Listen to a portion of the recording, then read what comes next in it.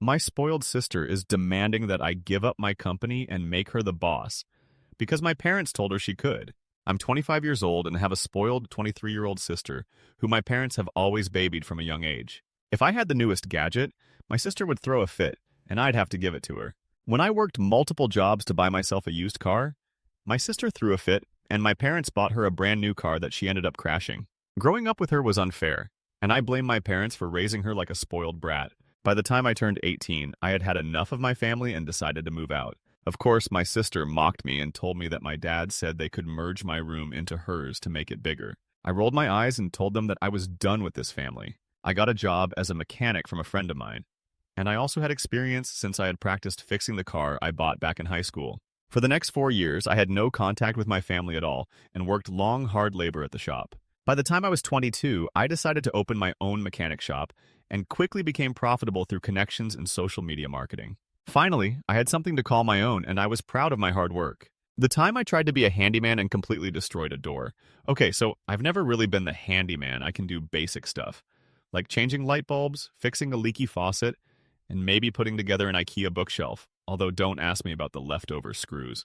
But one fateful Saturday, I decided to take on a bigger challenge, fixing a door. How hard could it be, right? All started when I was at my friend's house. She had this old wooden door that had been sticking for months. You know the type, the one where you have to put your shoulder into it just to open it. She was getting really frustrated, so I, being the helpful friend that I am, said, "Hey, I can totally fix that for you."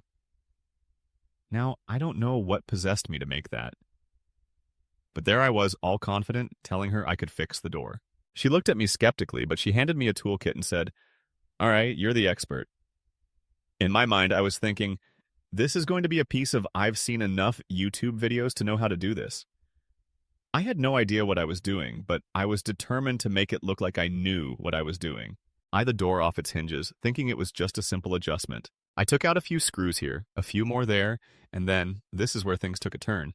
I decided to sand down the door because it looked a little swollen. I had no idea how to properly sand a door, so I just started going at it like I was sanding a piece of wood for a craft project. I should have realized that something was wrong when the door started to look shredded. But nope, I was in full fix-it mode and just kept going. I gave it a few more aggressive scrapes, and that's when I heard it.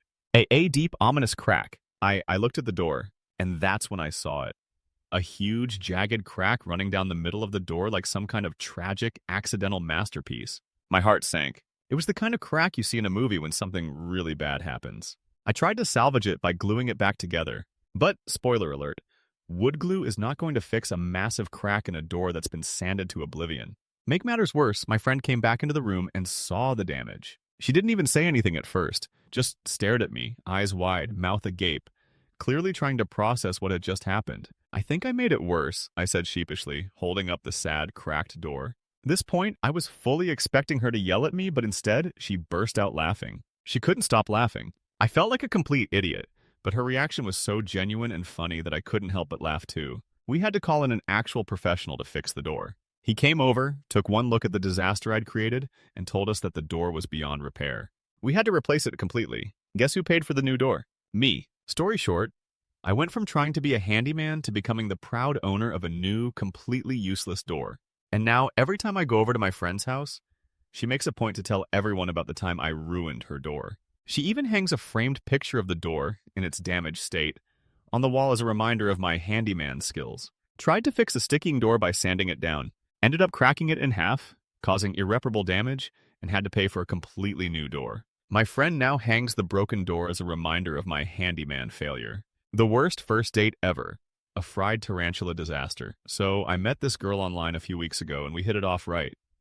You know, texting about life, work, hobbies, all that usual first date stuff. She told me she was into trying new and exotic foods, and I was like, well, I can totally keep up with that.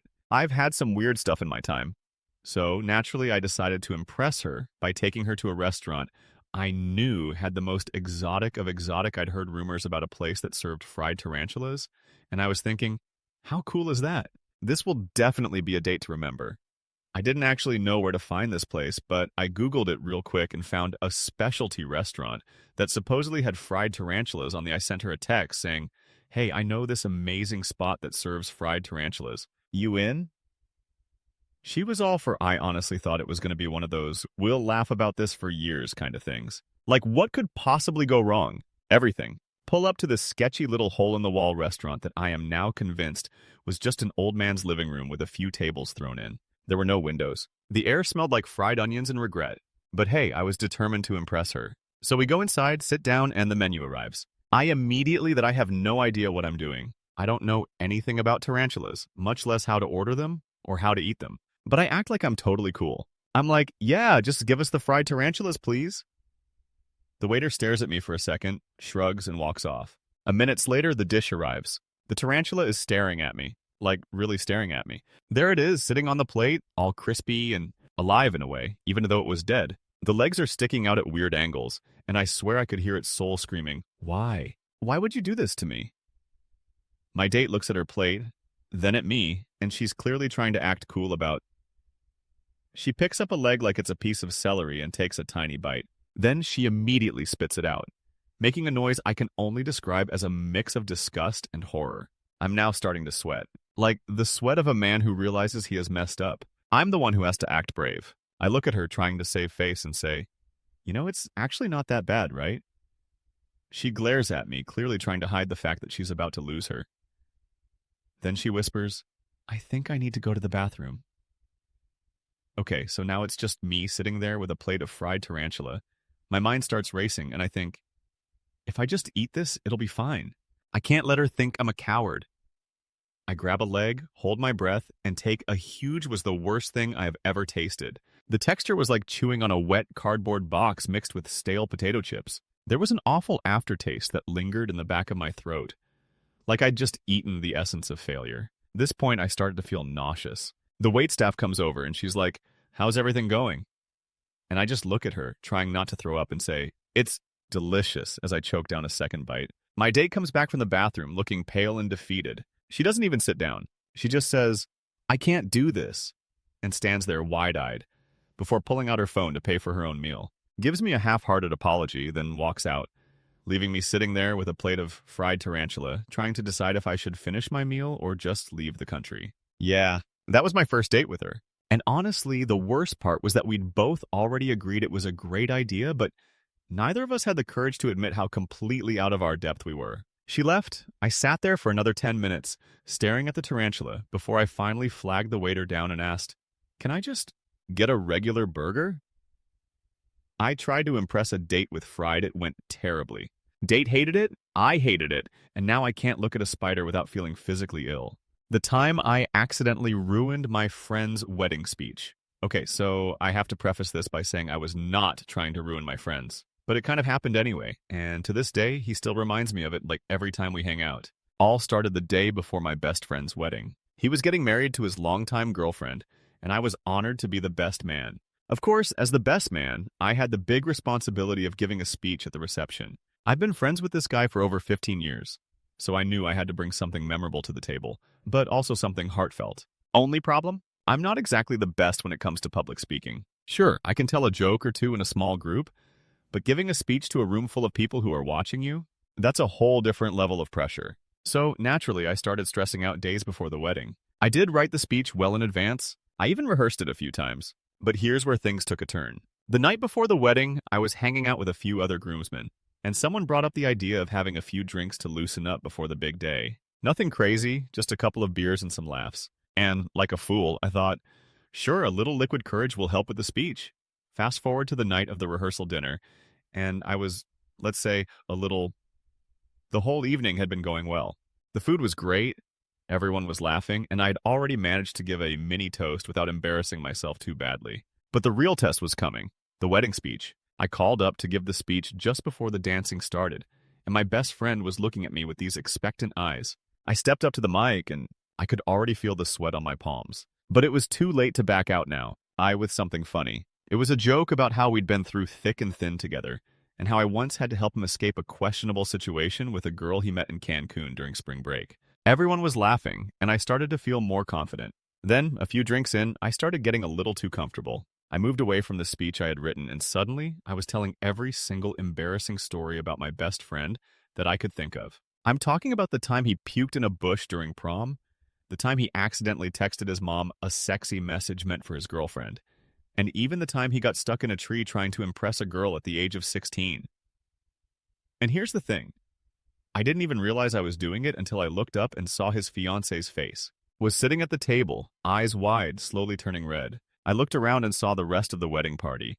Some people were laughing, but others were cringing, and a few of his relatives were whispering to each other with concerned looks on their faces. That moment I realized I had crossed a line. The stories I was telling were funny, sure, but they were also really embarrassing.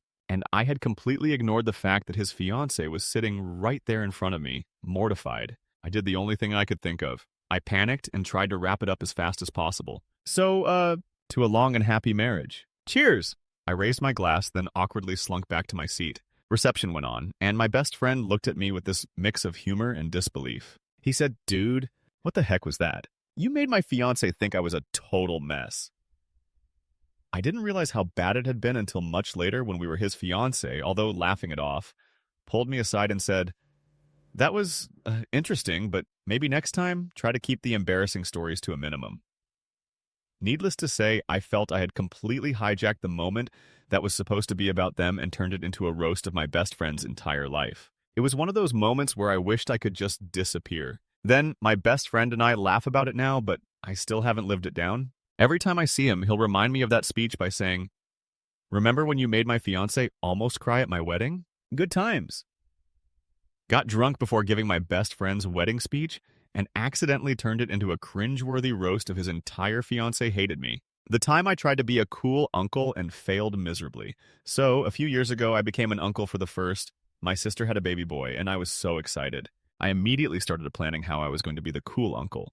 The one who tells the best stories, buys the best gifts, and shows up at every birthday party with a crazy new toy. Thing is, I'm not exactly the best with kids. I mean, I can do the basics, like I can hold a baby without dropping them, and I know how to make silly faces, but I had no idea how to actually entertain a kid, especially a toddler. But that wasn't going to stop me from being cool. Of weeks after my nephew was born, I was visiting my sister's house to meet him for the first time. I had a gift in hand, a remote-controlled helicopter that I thought would be the perfect thing for a kid to play with. Sure, he was only 2 months old, but I figured I could show him how cool it was, and by the time he was older, he'd remember it as a gift from his cool uncle.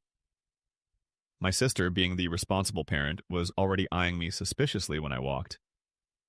She was holding the baby, and I immediately went to give him a little uncle hug. And I started talking in that voice, you know the one adults use when they're trying to impress little kids. "Buddy, you're gonna love this," I said, holding up the helicopter as if I were unveiling some incredible treasure. Sister was not impressed. You're not actually going to fly that around him, right?" she asked, narrowing her eyes. I ate off. "Of course not. I'm not an idiot. I'll just show him how it works. He's going to love this." I winked at her, feeling pretty confident in my cool uncle status. Let me tell you, things went south fast. I had the helicopter outside to give it a try.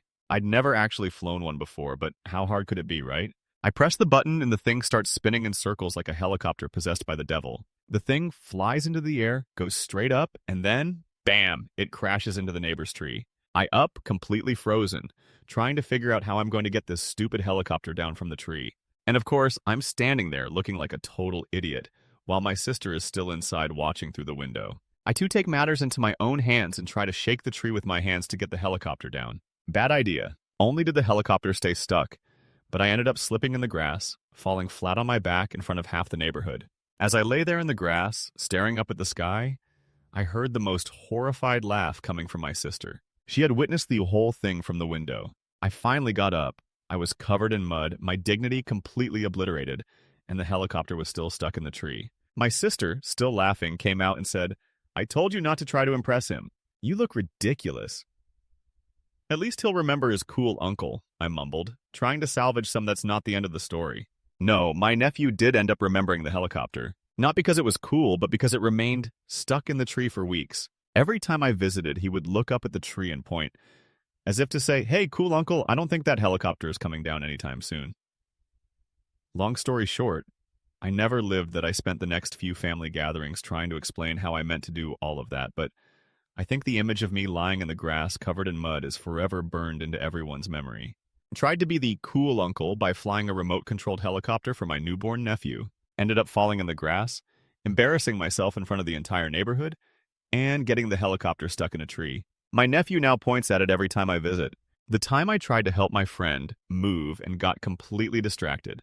Okay, so let me start by saying I'm the kind of person who hates, the whole process of packing up boxes, hauling furniture, and pretending you won't break everything you own. But when my friend asked me for help moving into her new apartment, I thought, sure, I'll be a good friend. I can help for a couple of hours. Now, let me be clear. I had no idea what I was getting myself. Morning started off fine. I showed up, ready to help, and she was already starting to pack her stuff into a truck. As we're loading up the first few boxes, I get a text from another friend who lives in the building next door to her new apartment. This friend is the kind of person who always has snacks and a really good selection of board games. So naturally, when I saw the message, I was like, hey, I'll be done with the move in a few hours. I'll pop by and hang out for a bit. What could go wrong? Now here's where it gets helping my friend carry out a heavy couch. When I hear the distinct sound of a pizza delivery car pulling up outside the building, I look around and see a small crowd of movers from another apartment, clearly celebrating the fact that they were also done for the day, ordering pizza to treat themselves. Thinking, I tell my friend, hey, I'll just run upstairs to grab a slice of pizza real quick. You got this, right? Now, at this point, she is completely focused on getting everything out of the... She gives me a half-hearted sure, and I sprint up the stairs to my friend's apartment. You know where this is going, don't you? Grab a slice of pizza, and we start playing a board game. Time flies when you're having fun, and after a few rounds, I completely lose track of time. Hours pass. My friend is calling me repeatedly, but I keep ignoring the calls because I'm in the middle of a serious game of Monopoly, and let's be honest, no one can interrupt me during Monopoly. Some point, I glance at the clock and realize that 5 hours have gone by. I jump up completely panicked. I rush down the stairs, out of my friend's building, and back to her apartment, where she is now standing outside, arms crossed, glaring at me. She had finished moving everything out on her own, and all I had done was help her carry out a single couch in the morning. She was exhausted, the truck was packed, and she had spent the entire afternoon without me, wondering where I'd gone. I at her and try to come up with an excuse, but I know deep down that there's nothing I can say to make this better, she says, still glaring. You literally ditched me for pizza and Monopoly. I immediately start apologizing, but the only thing she says is, you're lucky you're funny, or I'd be seriously mad right now.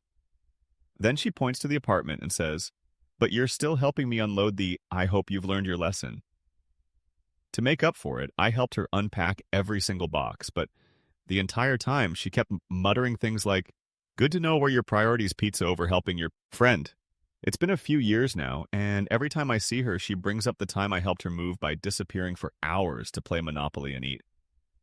So now I'm officially banned from helping anyone move. Helped my friend move, ditched her for pizza and Monopoly with another friend, and ended up having to unpack the entire truck alone. She still brings it up every time I see her. The time I tried to impress, a date with my cooking skills, and set my kitchen on fire. All right, so I'll start by admitting I'm not the best I can do the basics. Eggs, pasta, cereal, the essentials. But I'm no Gordon Ramsay. However, I had this date planned with a girl I'd been talking to for a while, and I thought, why not cook a nice dinner for her? I've seen enough cooking shows. How hard can it be? Big mistake. The idea to make a fancy homemade pasta dish. I watched a couple of YouTube videos and thought I had it down. The recipe looked easy enough. Pasta, some tomatoes, garlic, olive oil, a dash of cream, and a handful of herbs.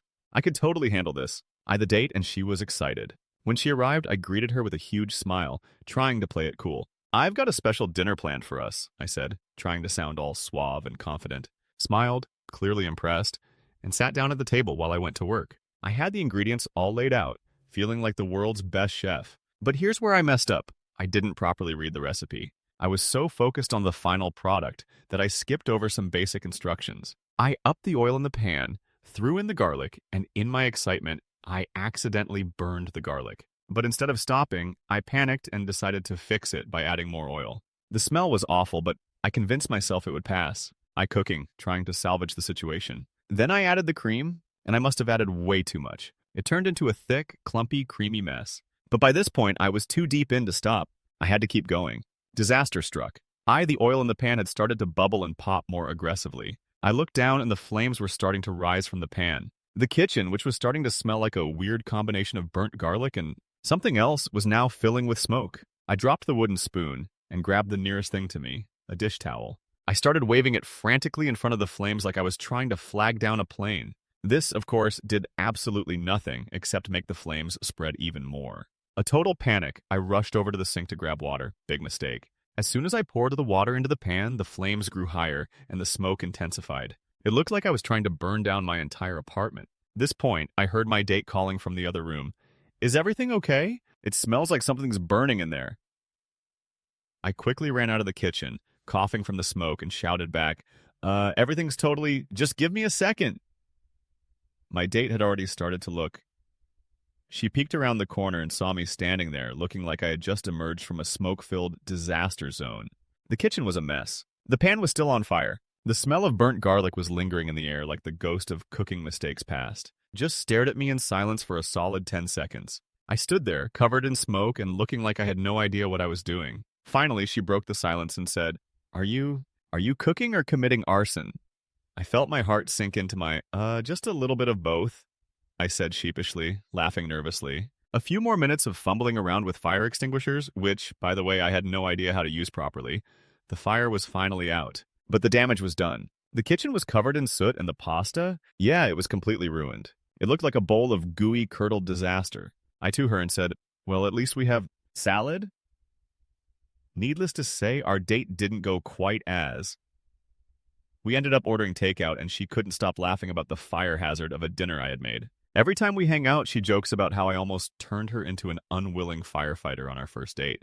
I think it's safe to say that cooking for dates is no longer on my list of impressive skills. Tried to cook a fancy dinner for a date, caught the kitchen on fire, ruined the food, and had to order takeout. My date still jokes about it to this day.